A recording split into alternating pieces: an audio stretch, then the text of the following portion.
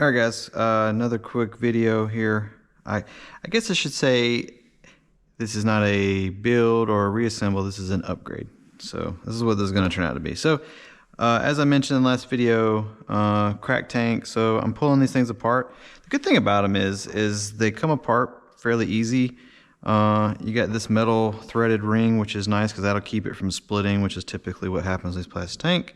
And then you got this rubber clunk that just had a piece of brass tubing that runs through it, which is this piece here. And this is obviously the clunk. They used regular tubing. This is already starting to get stiff, so I'm going to put some actual clunk tubing in here and probably do a brass tubing, split it. That way it doesn't kind of get fall over on itself.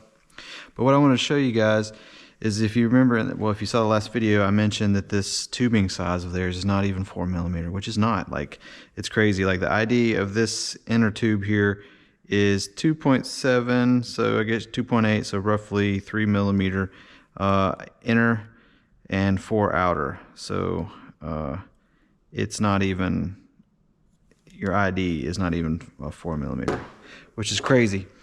So, like I said before, you're limited to the smallest part of your system. So if I did replace those T's with bigger T's and things like that, it would do me no good because the clunk and the actual pickup line hardware is essentially 3mm ID.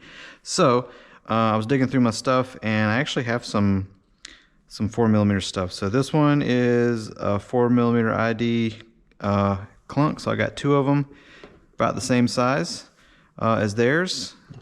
They'll be a little bit about the same weight, so no big deal.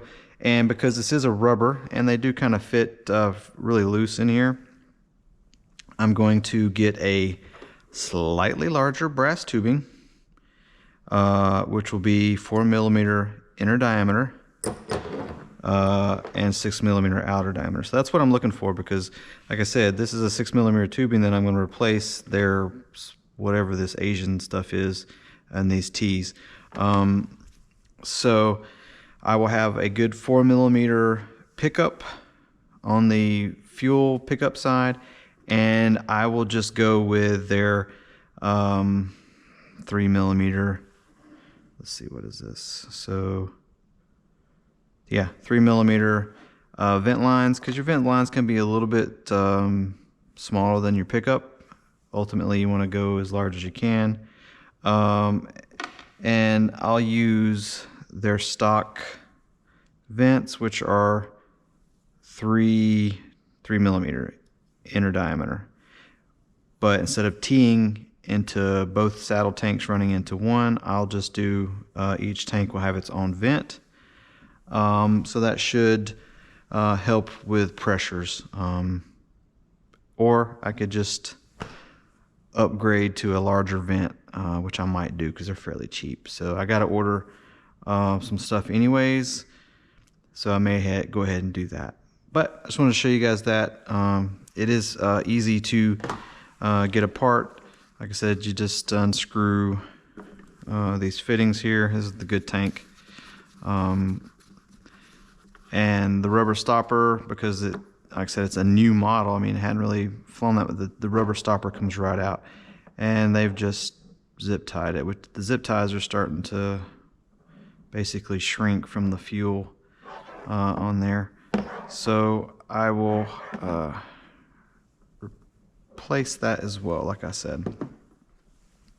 But I just want to do a little quick one on that and show you guys this. I have some brass tubing that's actually 4mm, so I can replace this piece.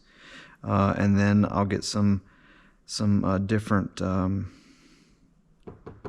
fuel clunk line.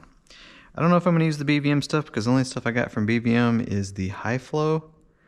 But I might try to find some of the black neoprene stuff that people use in tanks as well. I actually think I have some in my one of my old boxes, so I might just put neoprene in here, the black neoprene stuff that doesn't get hard.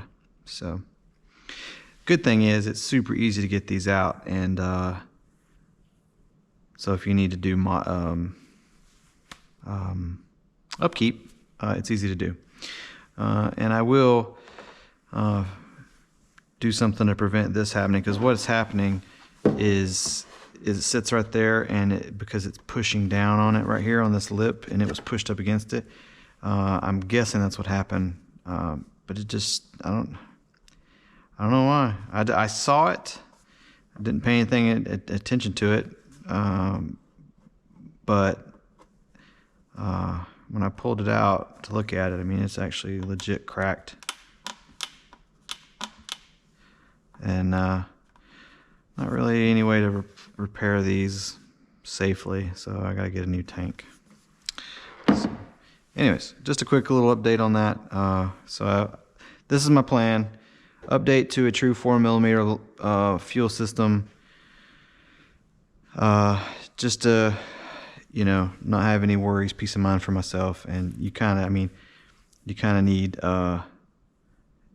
you need at least 4mm in my opinion. But I know it'll work, but people have flameouts and issues, and they just don't ever figure it out, and it's usually contributed to their fuel system. Trust me, I have to deal with a lot of that from customers. So anyway, so you guys have a good one, and I'll kind of, once I get tanks or whatever, or know something about that, I'll kind of do an update video. And like I said, I'm going to go ahead and get it put back together now that I removed that center tank, and all the smoke pump junk is gone.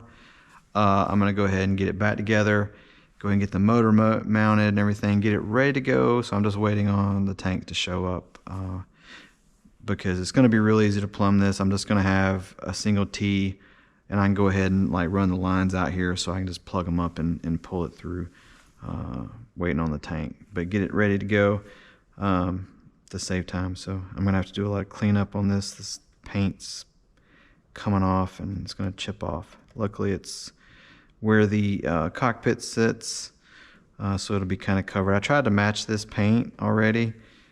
See, it's just cracking from just temperature changes. Good Lord. Okay. Anyways, I would say it's just a Jet Legend thing, but these things are BVM named, and they charge a premium, man. Ugh. Oh well. Y'all have a good one. Happy New Year.